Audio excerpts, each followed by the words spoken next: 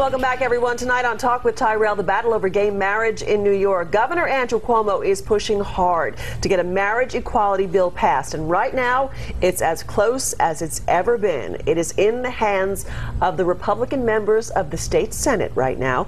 Today, the Senate GOP met behind closed doors to decide if the marriage equality bill will be put up for a vote this week because the legislative session is about to end for the summer. State Senate Majority Leader Dean Skelos of Rockville Center says a decision won't be made now until tomorrow at the earliest.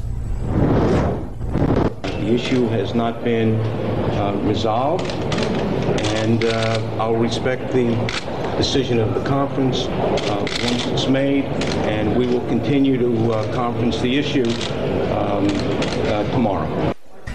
The Democrat-led Assembly already supports Governor Cuomo's bill. If it passes the state Senate, New York would be the 6th state to legalize gay marriage. Joining me now to share his thoughts on all this, David Kilmnick of Long Island GLBT Services and a longtime advocate of the legalization of gay marriage. Good to see you. Thank you so much, David. This is coming down to the wire, but you've been fighting this fight for a long time, and this is the closest it's ever been.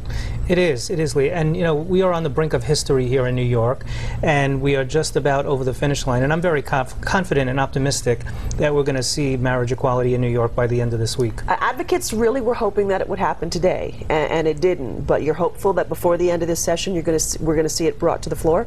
Yeah, I think that we'll see it brought to the floor. And passed? And passed. What's changed? I think what's changed is that more New Yorkers, more Long Islanders are speaking out in favor of marriage equality. It's not only the gay, lesbian, bisexual, and transgender community, it's our friends, it's our families, it's our co-workers who are saying to our senators, you know what, you need to be on the right side of history, not the wrong side of history. So what we've seen is a groundswell of support amongst a vast majority of New Yorkers. Here on Long Island, we have the largest support out of any region in the state, over 60%. So Long Island families are saying, you know what, it's about equality, and we want to see all of our families that live here on Long Island have the same access to the same rights and benefits. Because you've always said that for you, a civil ceremony was not enough. You and your partner want to be married. Why? We do. I mean, Robert and I just celebrated our 10-year anniversry a month ago. Thank you. Thank you. I just celebrated my 7th wedding anniversary. Oh, so. mazel tov. Thank you very much. Yeah. And you know, for Robert and myself, you know, we're committed to being with each other for life. And what that piece of paper does, it gives us access to the 1,324 rights and benefits that come along with marriage. 1,324? Yeah, just in New York. Wow. Just in New York. Including what?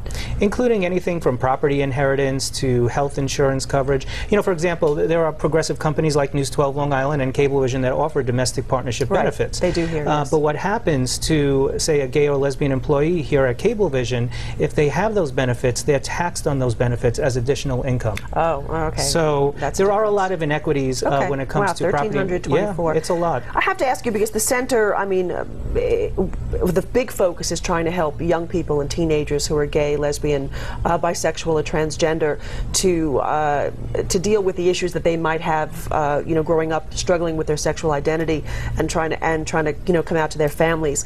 How did they feel about this, and what is this changing for them? You know, they are so, in fact, they're at the center tonight making a video to post up on our YouTube channel tonight about their excitement about what's happening. You know, and it's interesting because they are so excited about this. They are excited about growing up in a world in which they could find someone that they could love for the rest of their life, hopefully, and marry. And an interesting twist on that is that we had a parent that came into us today that said her daughter is so excited about this. She said, "Ma, what can I go out and do?" And the mom said, "You know what, leave that to me, go take your Regents."